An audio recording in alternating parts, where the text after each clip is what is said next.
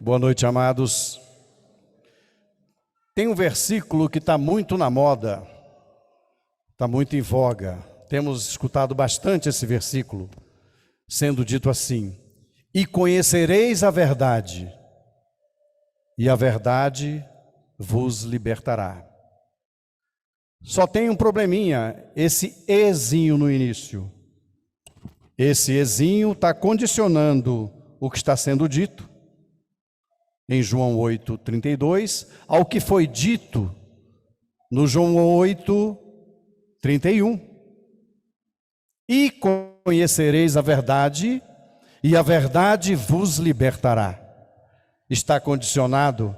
Desculpem, queridos, eu vou ser bem breve, bem corrido aqui, porque o tempo não nos permite, né, Horácio? Mas isso aqui daria para a gente falar bastante, mas o que eu gostaria de enfatizar para os amados é o que disse no 31.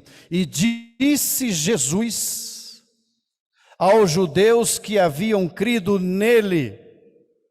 Isso foi ali imediato, haviam crido nele, e disse Jesus: se vós permanecerdes na minha palavra, verdadeiramente sois meus discípulos.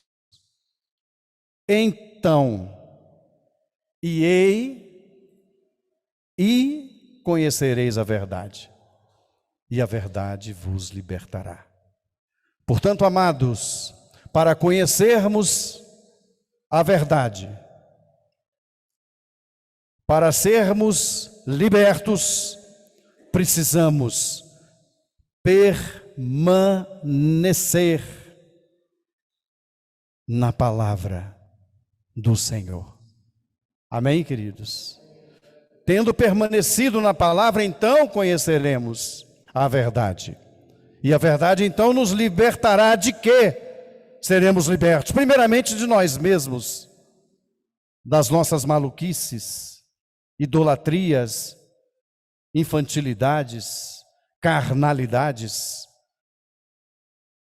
É libertação, amados.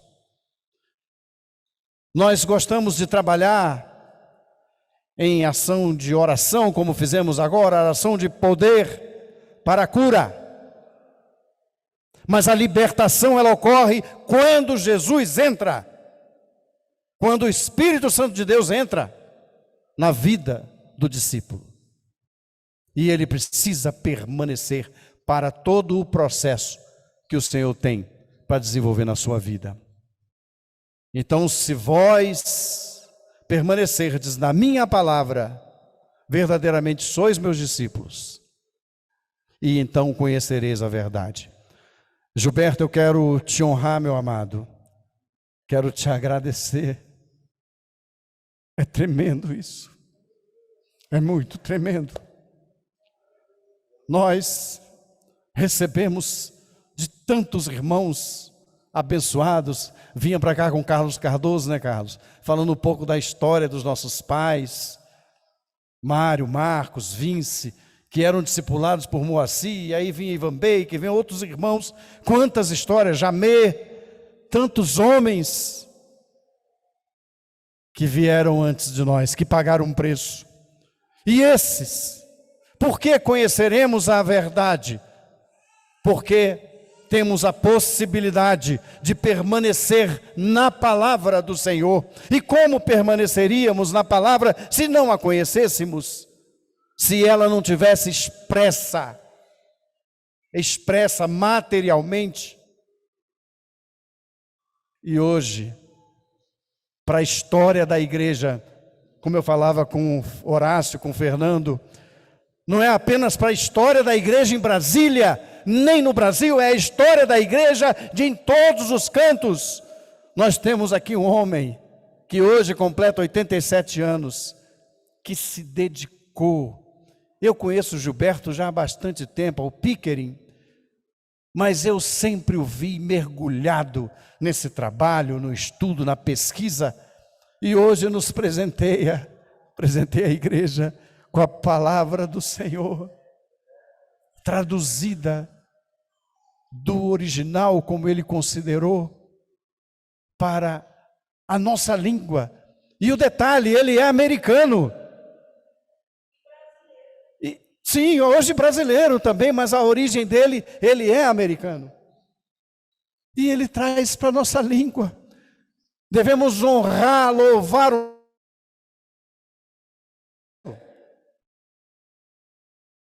amado. Muito obrigado, Piquerim. Muito obrigado pelo presente que você nos dá a igreja com a sua palavra viva, com a sua palavra,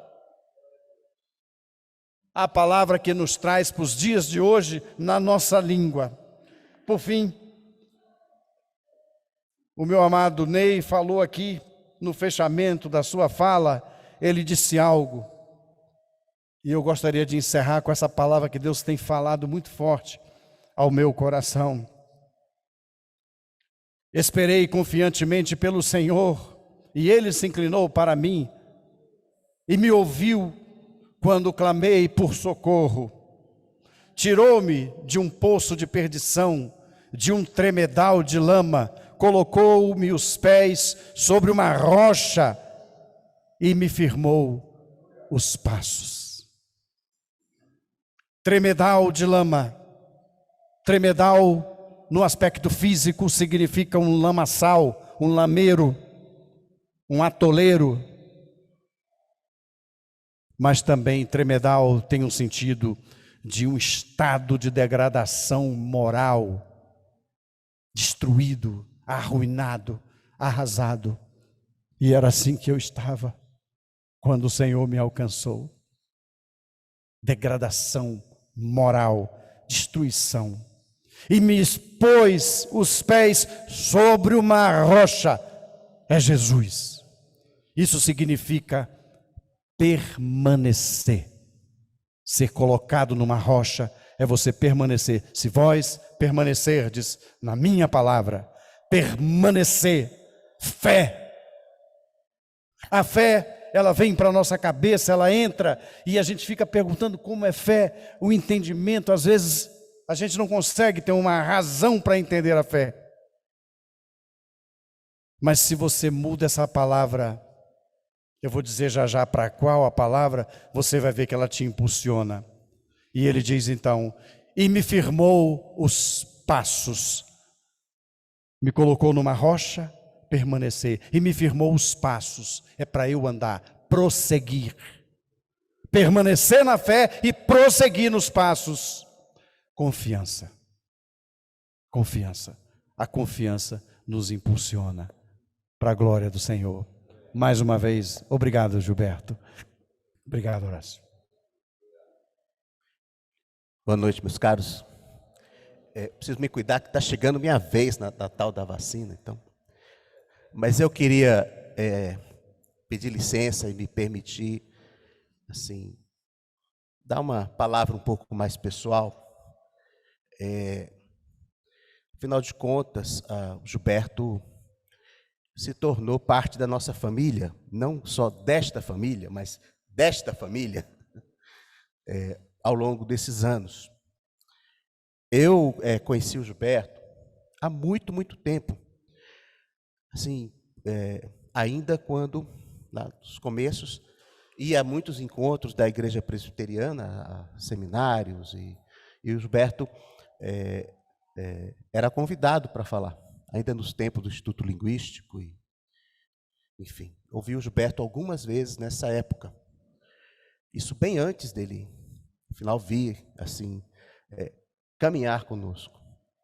E o Gilberto foi uma das primeiras pessoas de quem eu ouvi uma pregação assim sólida, consistente e forte sobre Evangelho do Reino, sobre Reino de Deus, que me impressionou muito e eu lembro até hoje. Não sei, certamente não vai se lembrar, deve ter falado disso várias vezes em vários lugares, mas me lembro perfeitamente, com esse estilo dele, muito bíblico e muito bem expresso, muito, enfim.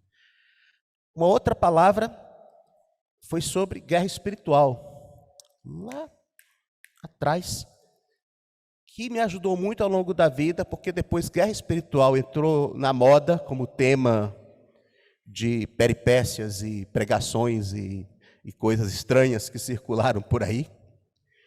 Mas a primeira pessoa que eu ouvi falar sobre guerra espiritual, uma das primeiras, pelo menos assim, foi o Gilberto. E, de novo, uma postura bíblica, sólida, coerente, inclusive com experiências dele lá no campo missionário, no meio dos índios, e com aquelas pagelanças, aqueles negócios, que também me levou, assim, eu guardei aquilo, aprendi aquilo, e foi muito útil para mim, e na minha caminhada, esses conceitos que eu recebi lá atrás. E tem uma outra, porque aí não é bem, eu não sei, não sei se o tema da ministração era isso, se eu ouvi isso em algumas dessas mensagens, ou foi em outra, uma terceira vez. Mas uma palavra dele, que ele, lá pelas tantas, tratando desses temas simples, como soberania de Deus e a liberdade humana, e o livre-arbítrio, né, essas coisas fáceis, ele disse uma coisa assim: soberania de Deus e a responsabilidade do homem pelas suas escolhas, isso é como andar com as duas pernas. Eu ponho uma perna na frente e digo, Deus é soberano. Depois eu levo a outra perna à frente e digo, mas eu sou responsável. Quando eu ponho a perna à frente e digo, eu sou responsável, antes que caia sobre mim todo o peso e a carga e a preocupação com as possíveis consequências eventualmente danosas das minhas ações e escolhas, que podem ser falhas, eu imediatamente levo a outra perna adiante e digo, mas Deus é soberano. Deus é soberano. E eu sei que, isso eu nunca esqueci,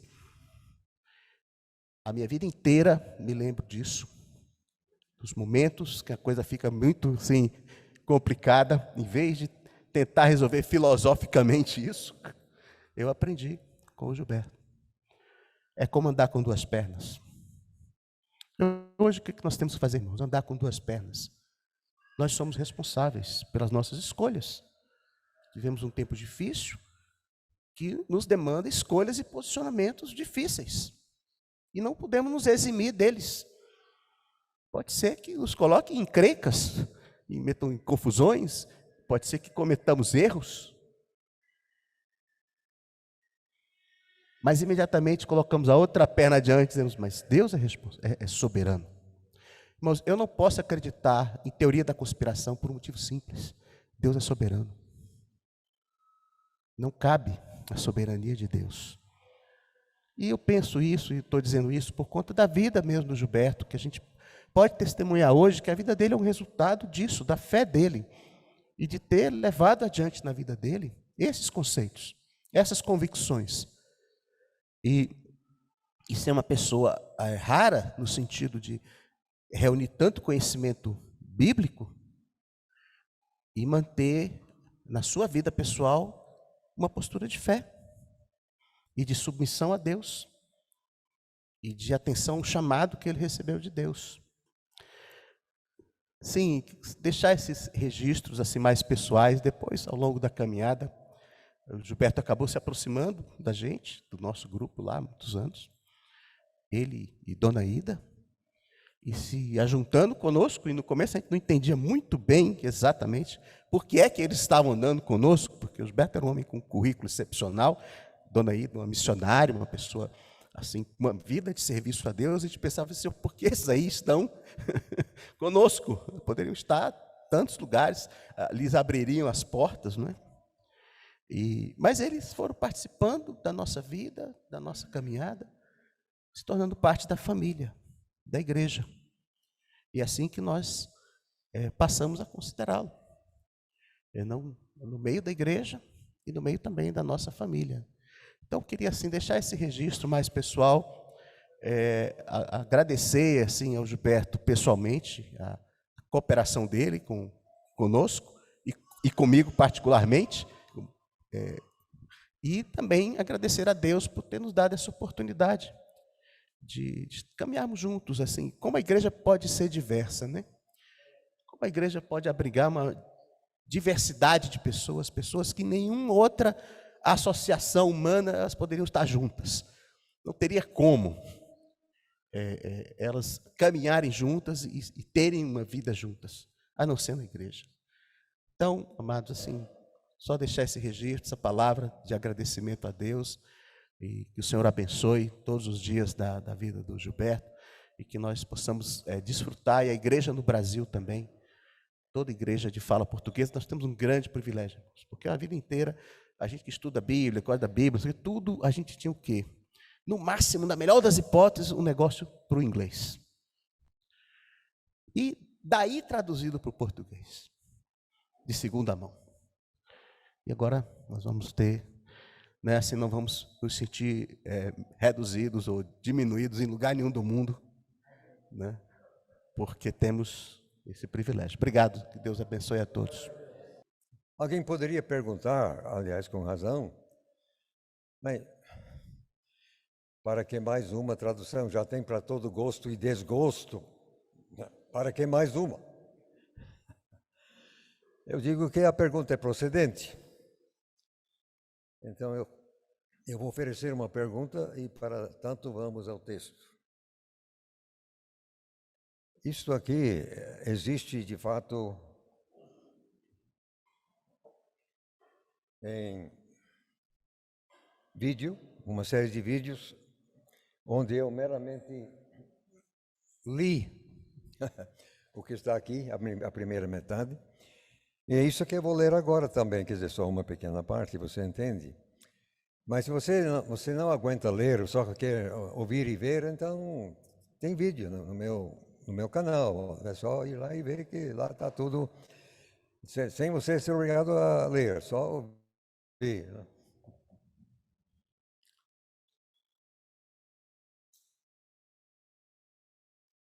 A visão até que não está ruim, que já operei assim as duas cataratas, mas para ler, vamos lá.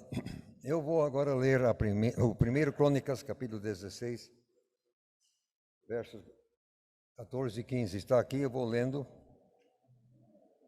Isso aqui faz parte de um salmo de louvor a Deus que foi cantado quando a arca foi trazida para Jerusalém. Vai assim: Ele é Jeová nosso Deus, seus julgamentos estão em toda a terra. Lembre-se de seu mandamento para sempre, a palavra que ele ordenou para 1000 gerações. Ora, para que a palavra fosse obrigatória até a 1000ª geração, ele teria que ser preservada até aquela geração. Só que de Adão até aqui não deu ainda mais do que 300 gerações. Então, quando o texto diz 1000 gerações, é a mesma coisa que dizer para sempre. Porque se Adão até aqui não dá mais do que 300, então aperte aí o cinto, porque tem muito chão para andar ainda, se bem que, como já disse, é para sempre mesmo. Aliás, está aqui em Salmo 119, versos 89 e 90.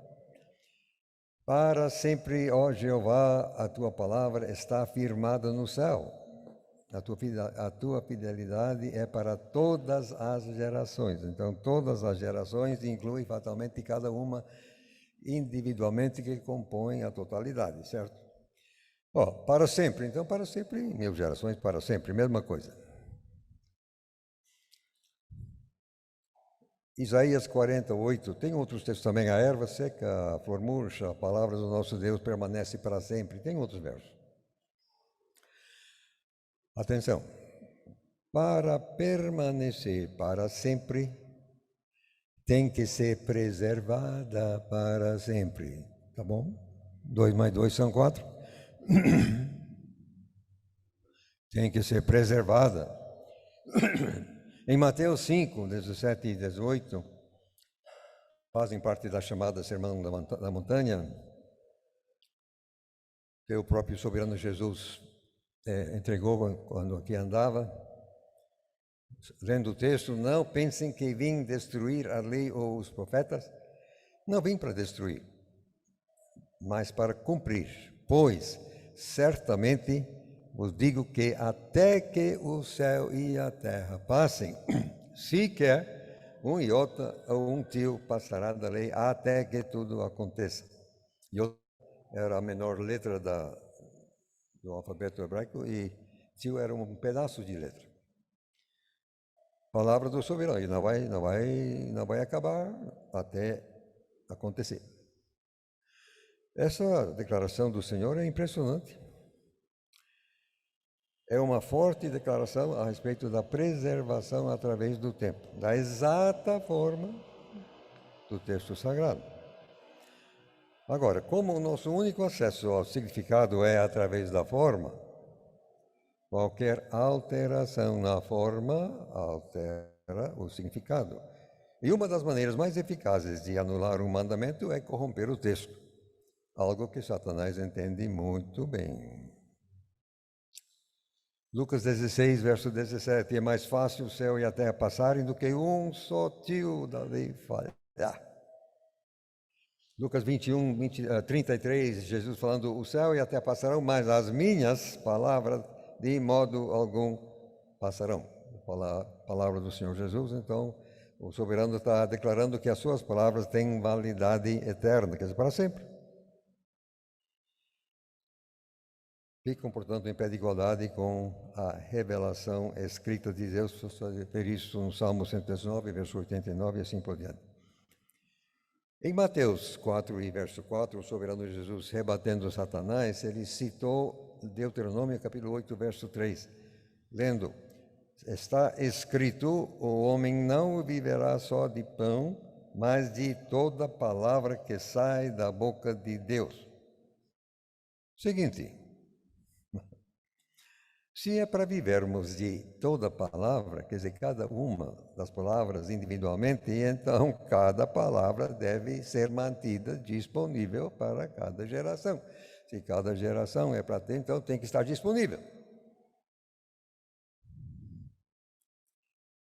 Deuteronômio 29, verso 29, as coisas encobertas pertencem a Jeová nosso Deus, atenção, mas as que são reveladas nos pertencem a nós e a nossos filhos para sempre, para que cumpramos todas as palavras desta lei. Palavras, plural. Que vai aí cada uma individualmente que compõem a totalidade. Isaías 59, verso 21. Quanto a mim, diz Jeová, esta é a minha aliança com eles, o meu espírito que está sobre vocês e as minhas palavras que eu pus em vossas bocas não se apartarão de vossas bocas, nem da boca dos vossos descendentes, nem da boca dos descendentes dos teus descendentes, diz Jeová, desde agora e para sempre. Quer dizer, então vai aí descendente até acabar descendente, ok? Minhas palavras, a partir deste momento para sempre, e assim por diante. Tem muitos, mas vamos correndo. Eu considero que o que já apresentei é o suficiente para mostrar que Deus de fato disse que Ele iria preservar o texto. Tá? Ele disse ou não disse? Disse que iria preservar. Só que ele não disse como iria fazê-lo. Não disse. Temos que saber a resposta, vendo o que ele de fato fez. Agora, a preservação do Antigo Testamento foi muito diferente do que a preservação do Novo. O Antigo Testamento, você sabe, foi escrito em hebraico. Hebraico nunca foi uma língua franca. O hebraico sempre foi falado por um povo, e um povo não tão numeroso também assim. a língua parecida ao aramaico, que foi a língua, parece que, do Império Babilônico e também depois do Pérsico, de fato foi mais conhecido e espalhado, mas o próprio hebraico, não. Como então é que Deus iria preservar o texto em hebraico? Fez assim. Eram pouquíssimas pessoas que eram permitidas fazer cópia. Essas pessoas eram preparadas, eram treinadas. Não havia, como era só quem falava hebraico que poderia fazer isso, então a coisa foi bem controlada através dos tempos.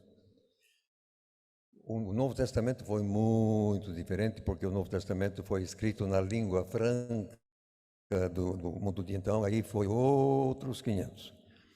Mas quanto ao Antigo, simplesmente o texto ficou rigorosamente preservado. Não houve proliferação de cópias como aconteceu com o Novo Testamento. Tanto assim foi que quando, 500 anos depois, chamados os maçoretas, entendeu que haviam de acrescentar pontuação vocálica ao texto hebraico. Você tem que entender que originalmente o hebraico foi escrito só com consoantes, não com vogais. A pontuação vocálica foi colocada já 500 anos depois de Jesus. O que nem todo mundo sabe é que, embora eu não tenha estudado o árabe, mas o pessoal me diz que árabe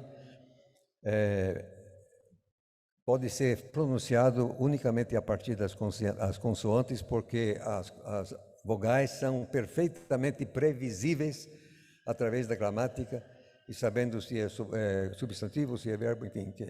Árabe você pode escrever só com consoantes sem ambiguidade.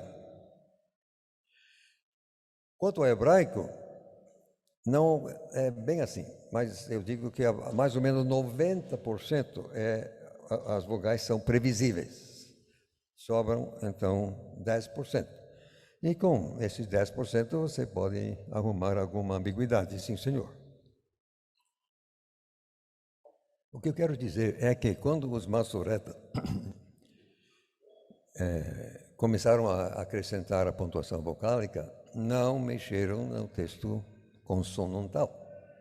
Porque o texto consonantal havia sido preservado rigorosamente. Não tinha o que mexer com isso. Só era questão de acrescentar pontuação vocálica para evitar algumas ambiguidades e também porque nem todo mundo dominava a língua tão bem assim que podia acertar sem maiores qual seria as vogais. Né?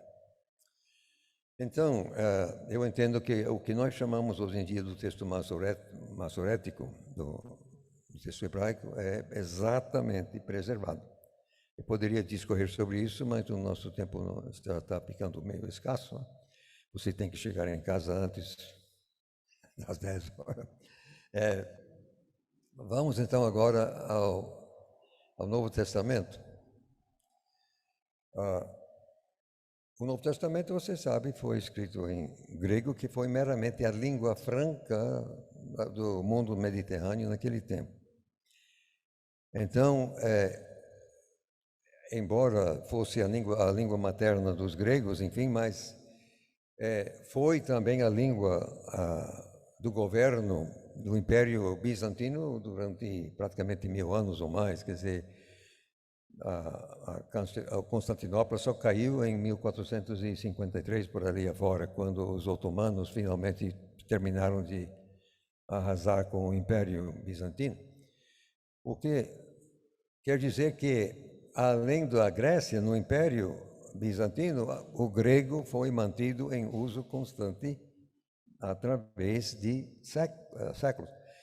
Mas com isso, muita gente sabia como escrever e ler e tal. Então, não havia absolutamente como você controlar a produção de cópias do Novo Testamento do jeito que foi possível controlar o Antigo. Simplesmente não deu. E agora, como é que fica? O que fica é que você, querendo ler, pode ver aqui, não querendo comprar, você pode baixar gratuitamente do meu site, ou então, está tudo também nos vídeos, querendo meramente ouvir. Mas o que precisamos entender, irmãos, é que, embora os inimigos da Bíblia tenham vendido a mentira durante os últimos 150 anos de que o Novo Testamento não é inspirado, que os primeiros cristãos não tinham a mínima ideia de que o Novo Testamento, os escritos que compõem o nosso Novo Testamento fossem inspirados, que com isso ninguém deu a mínima bola, e com isso aqui é o outro lado, ok? É de que quando finalmente, lá pelo ano 200, a superstição e a credulidade dos cristãos elevou os escritos do Novo Testamento à condição de escritura, mas até lá a redação original já havia sido perdida, ninguém mais sabia qual teria sido, e então eles acham que, como para eles é impossível recuperar a exata redação do Novo Testamento com um procedimento objetivo, então tem que se apelar para considerações subjetivas.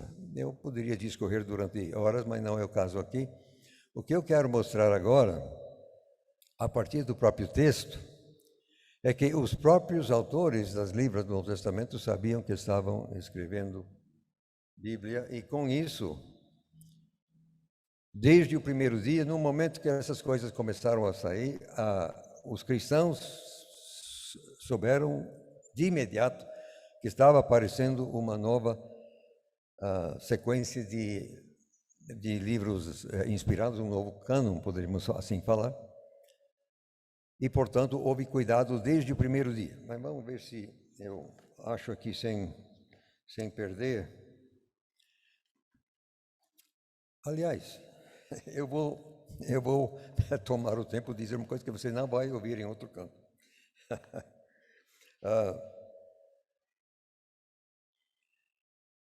Vamos começar com Mateus. Eu entendo que o Evangelho de Mateus foi o primeiro livro do Novo Testamento que foi publicado em 38, o ano 38 depois de Cristo.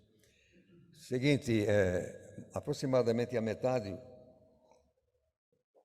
dos manuscritos gregos do Novo Testamento, que contém Mateus, no caso 1700 talvez, incluindo a melhor linha de transmissão que eu entendo, que é massivamente. Esses manuscritos trazem uma nota, um colofão, que nós chamamos assim, uma nota do escriba, não faz parte do texto, uma nota posterior foi colocada, e dizem que Mateus publicou, só que a palavra lá, mas quer dizer, entregou ao público, 8 anos após a ascensão de Cristo. Como Jesus morreu e ascendeu no ano 30, posso provar isso cabalmente, então o Evangelho foi solto, entregue ao povo em 38. Os mesmos colofões dizem que Marcos 2 anos depois, no ano 40, Lucas outros 5 anos depois, 45, e finalmente João no ano de 62. Agora, vamos ver se a gente pensa aqui um pouco. Vejam bem, eu não estava lá, ok? Eu não andei lá, não estou aqui falando como testemunho ocular, mas é uma questão de raciocinar em cima daquilo que a gente tem. Não? É preciso saber que no ano de 38 depois de Cristo, a produção de livros no Império Romano era generalizada, mas, atenção, não havia direitos autorais. Assim, que um livro era solto, esse livro se tornava de domínio público, como diríamos hoje, e qualquer um poderia usar e alterar. Quer dizer, não tinha controle, não tinha segurança. Agora eu pergunto, se o Espírito Santo pensasse em proteger as obras que ele mesmo estava inspirando, atenção, proteger contra a livre alteração,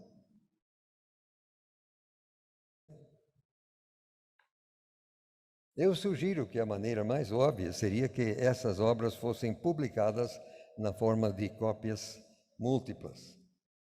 Hoje em dia, a primeira edição de um livro vai ser de, às vezes, 1000, dependendo.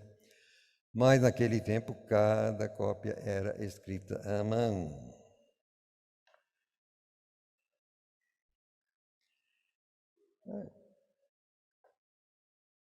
Até onde sabemos, os escritos do Antigo Testamento eram escritos em rolos de pergaminho.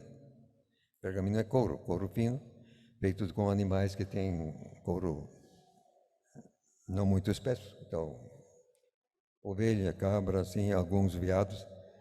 Couro de boi é muito espesso, não serve. Então, mesmo porque se você vai fazer um rolo, mesmo usando couro de animais, mas você tem que fatalmente costurar, tem que emendar, porque não tem nenhum animal que nos brinda com um couro assim. Não dá. Muito diferente é o papiro. Eu tenho aqui um papiro turista. O pessoal faz para o turista comprar, mas você pode ver que isso aqui é 2 camadas. As tiras aqui do junco, uma camada, mas a outra então assim. Então eles faziam impressão, algum tipo de colar. Mas você deve se compenetrar que isso aqui não é uma coisa tão segura como couro. Né? Tem mais um pequeno detalhe que pode até surpreender. O papiro é impermeável, apesar de ser um material vegetal, é impermeável. Isto é que a tinta não entra. O couro tem poros, né? Porque tem pelo, né? E cada pelo sai de um poro, né? Um buraco. Animal também. Então, couro tem poros e, portanto, a tinta penetra. É por isso que nós temos o que chamamos de palimpsestos. Isto é, o texto bíblico geralmente é um trabalho muito mal feito e alguém, então, meramente raspou a tinta do couro, gira assim e escreve outra coisa por cima. Mas como a tinta penetrou no couro, então você ainda pode, muitas vezes, decifrar o que estava escrito. Isso no couro, pergaminho. Nunca em papiro. Você não vai nunca encontrar um palimpsesto em papiro. A tinta fica encrostada, seca aqui como... mas eu entendo que o Novo Testamento foi sempre escrito em caderno, em livro. O Antigo em rolo, escrito de um lado. O Novo Testamento sempre em caderno. Por quê? Porque todos os manuscritos que nós temos são escritos dos 2 lados da página. Isso é exatamente o que acontece com o livro. Só que o livro, você sabe, é encadernado.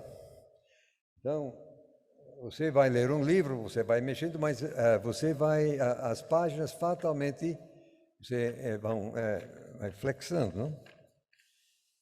O que acontece se você fizer isso com um papiro? A tinta não penetra, a tinta meramente secou aqui em cima. Então você vai fazendo assim, de repente, tchum, a tinta pula fora. O que eu quero com tudo isso? Não é à toa, não.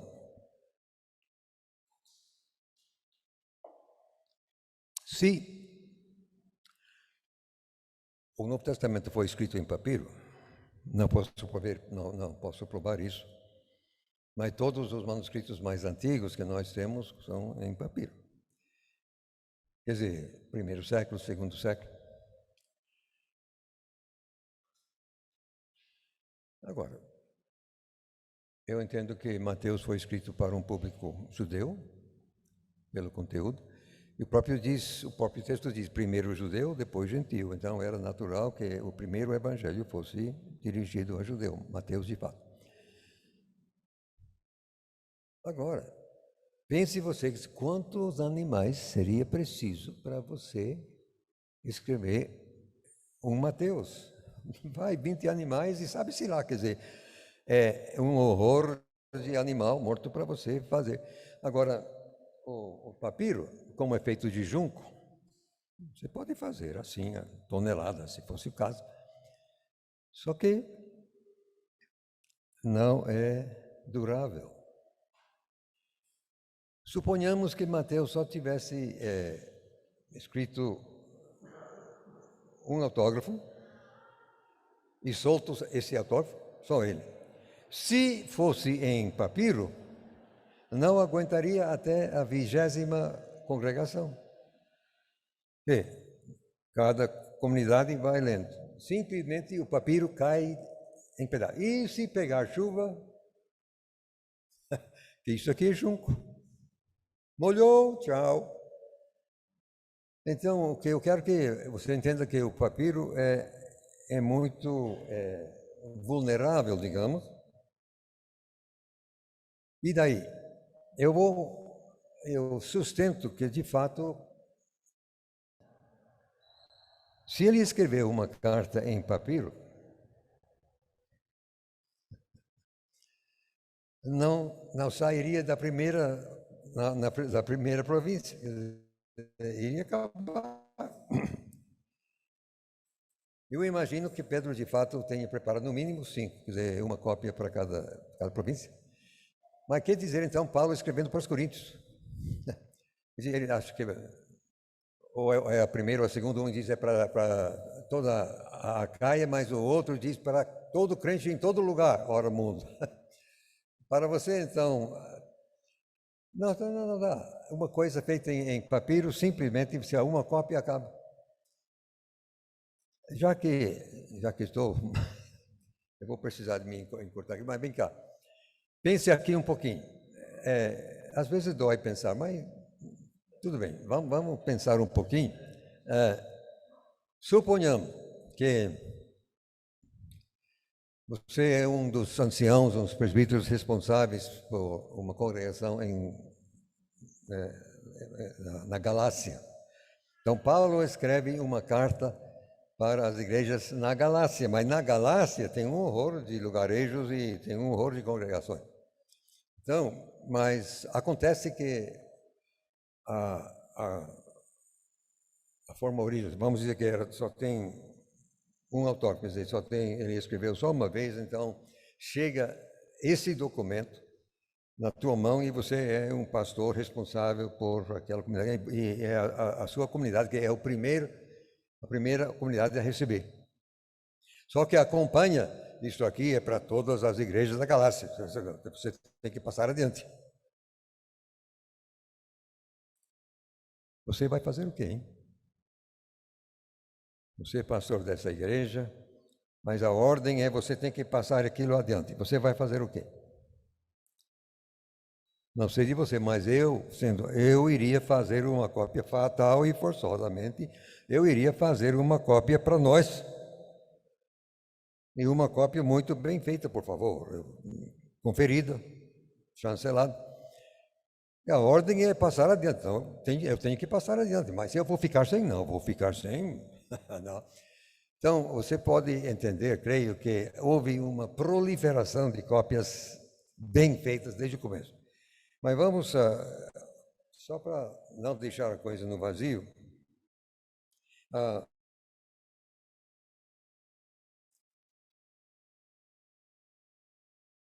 dificuldade é que eu não consigo mais.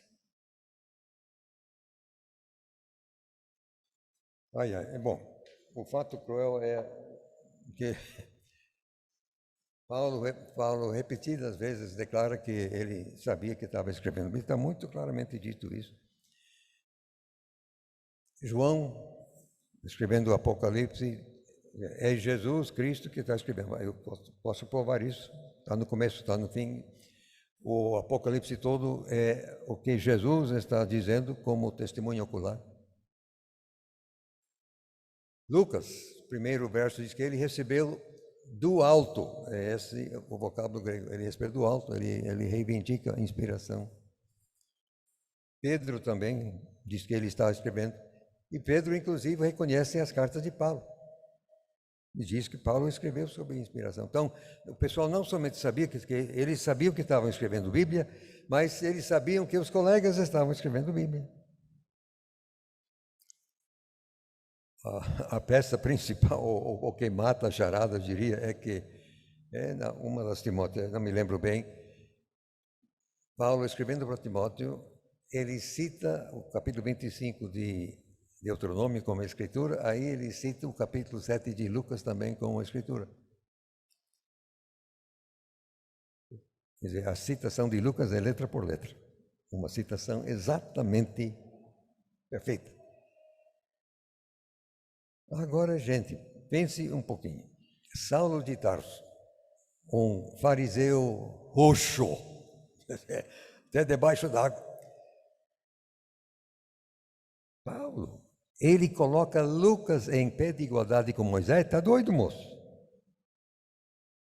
Que coisa! Porque Lucas já estava circulando quando Paulo escreveu. O outro lado quer dizer que não, porque ninguém escreveu nada, tal e tal, Mateus não escreveu, foi lá. Mas quem prega isso está mentindo, porque sabe que as evidências históricas são outras. Nós temos evidências históricas. Daí o seguinte, Deus preservou de fato o texto do Novo Testamento. Eu tenho muito trabalho a esse respeito. Ele usou principalmente uma linha de transmissão, que eu chamo de família 35, alguém pode preferir família 18. A gente utiliza o número menor dos manuscritos que perfazem assim uma linha de transmissão. Acontece que essa família é de longe a maior. Os 4 evangelhos, mais de 250. A segunda colocada não teria. Agora, depois, você pega qualquer manuscrito alexandrino, assim chamado, do Egito, vai ter em média 15 para 20 erros cada página. Página que eu falo, página de um texto grego, impresso assim. Um manuscrito normal, assim, mais ou menos, da massa bizantina, que é 95% dos manuscritos, vai ter mais ou menos 3 ou 5 erros cada página. Mas a família 35, que Deus usou para preservar, mesmo assim, uma cópia ordinária só vai ter um erro de cada 2 páginas. Os manuscritos bons vão 5 ou 6 páginas para cometer um erro, e se o livro for pequeno, então não vai ter um erro nenhum no livro inteiro. É uma coerência, é uma consistência única, não tem coisa parecida no mundo. O outro lado fala, não, foi um texto controlado. Mas me diga aí, por favor, controlado por quem? A Igreja Romana usou sempre latim, estava nem aí com o texto grego, muito obrigado. O texto grego foi preservado pelas igrejas ortodoxas do Oriente, mas nunca houve uma autoridade única naquelas igrejas que podia controlar. Agora, eu aqui na minha mão, eu tenho cópia de manuscritos escritos durante 5 séculos, 11, 12, 13, 14, 15, em mosteiros espalhados por todo o mundo mediterrâneo. Mosteiros isolados. Agora me diga aí, qual é a autoridade que seria capaz de controlar a produção de cópias durante 5 séculos em mosteiros espalhados, salpicados? Impossível, moço, não existe. O que houve mesmo foi controle do Espírito Santo. Não tem jeito, gente. Eu já cotejei pelo menos um livro em mais de 100 manuscritos. Eu estou sabendo daquilo que estou falando. Eu não sou papagaio. Eu fui ver. Eu mesmo fui ver. É isso aí. Deus preservou cabalmente seu texto até hoje. Eu sei letra por letra qual foi a redação original do Novo Testamento. Isso aí que termino de traduzir para o português. E daí? E agora eu vou parar. Se deu ao trabalho de prover uma revelação escrita para a nossa raça, e se ele também se deu ao trabalho de preservar essa revelação durante milhares de anos, no caso do antigo, 4.000 ou 3.500, no caso do novo, 2.000.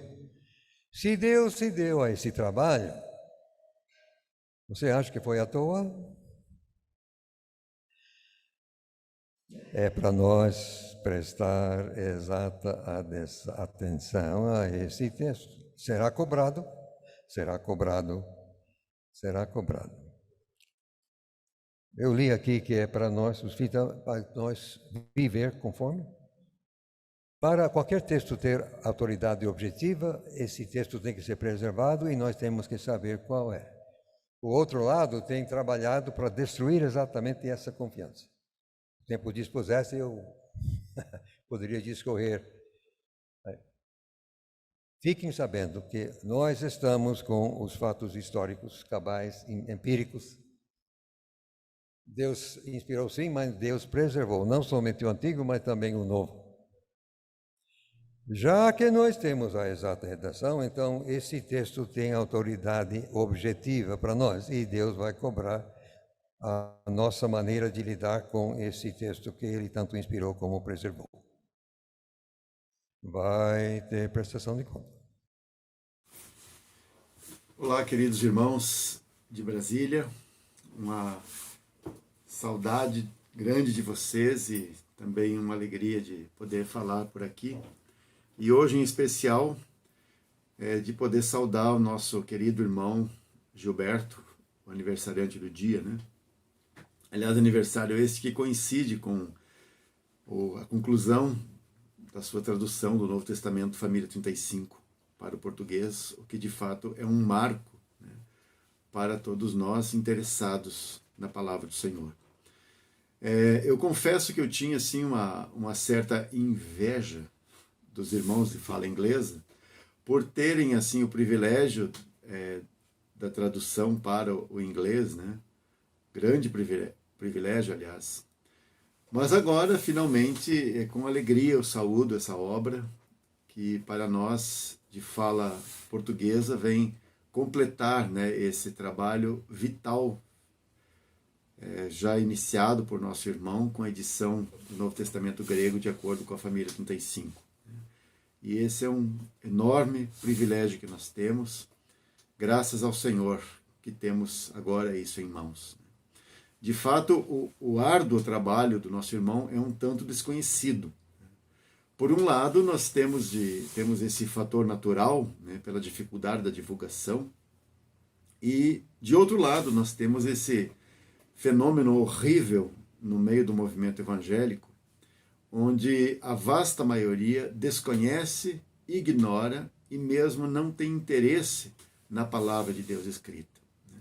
E se não tem interesse na palavra de Deus, assim, quanto mais em investigar a origem das traduções existentes, né? Hoje, esse assunto todo também de crítica textual, né? As pessoas de fato não têm interesse nisso. Né? Aliás, essa é uma das mais fortes evidências de que não há avivamento algum no movimento evangélico faz muito tempo.